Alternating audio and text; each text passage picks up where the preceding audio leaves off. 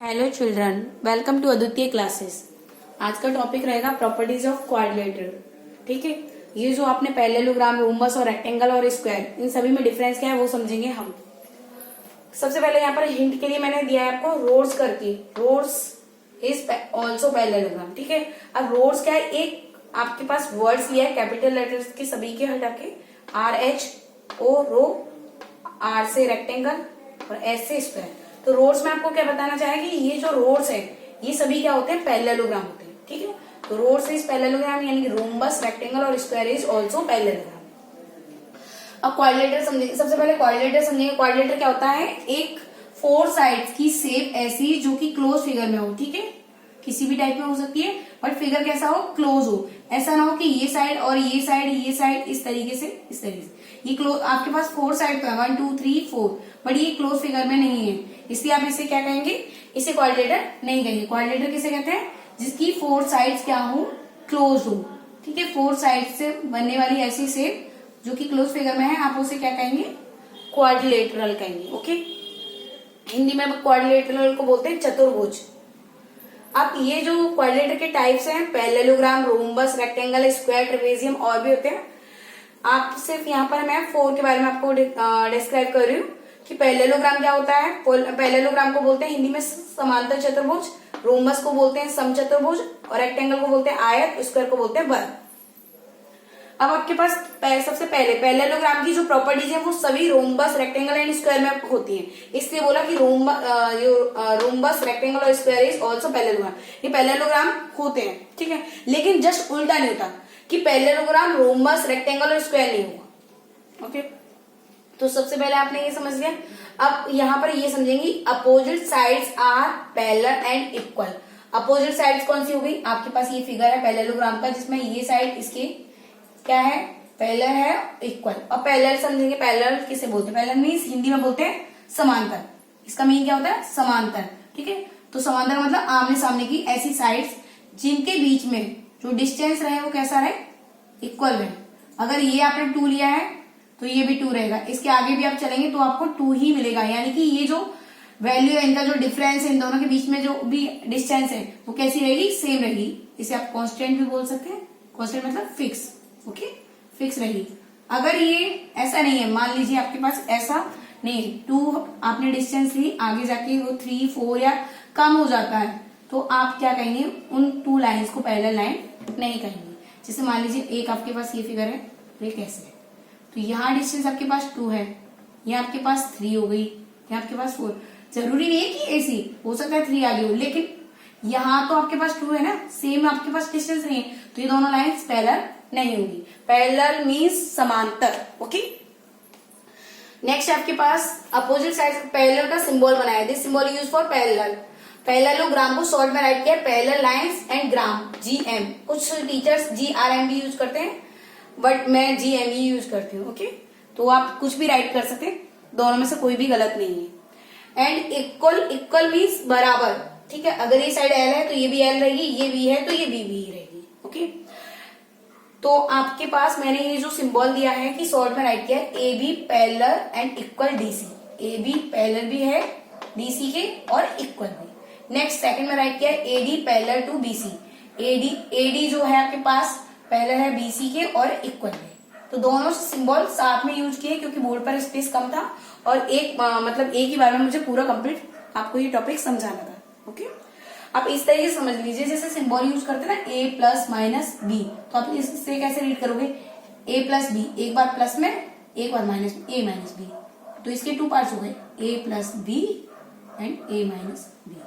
तो जब आप अपने नोट्स बनाए तो उसमें अलग से राइट कर लीजिए, बट मैंने एक साथ आपको समझा दिया है। ओके, नेक्स्ट आपके पास क्या है, opposite angles are equal. Parallelogram में अपोजिट एंगल्स कैसे होते हैं, इक्वल होते हैं। जैसे आपके पास यहाँ पर अपोजिट एंगल्स क्या होंगी, इसके सामने, अपोजिट का मतलब जस्ट उसके सामने वाला, A के सामने C है, B के सामने D है, तो B D के इक्वल होगा, A C के इक्वल होगा।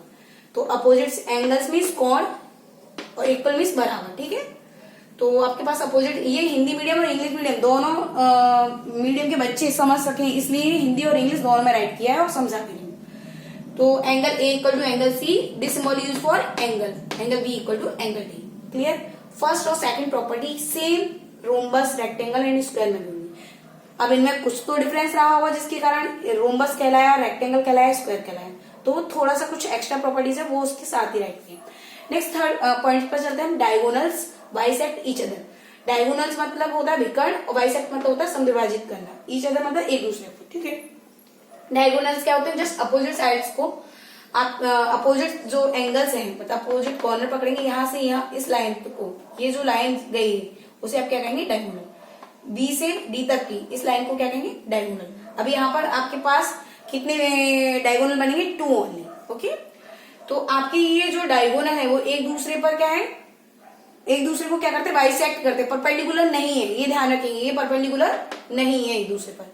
तो डायगोनल्स बाइसेक्ट ईच अदर, और बाइसेक्ट ईच अदर का मीन्स हुआ कि समद्विभाजित, दोनों जो पार्ट्स हैं वो इक्वली रहेंगे, ये पार्ट इसके इक्वल होगा, ये पार्ट इसके इक्वल है। जैसे दिया है ए ओ मान लिया सेंटर पर, तो A O equal to O C and B O equal to O D, clear. Next आपको राइट किया है, but diagonals are not equal.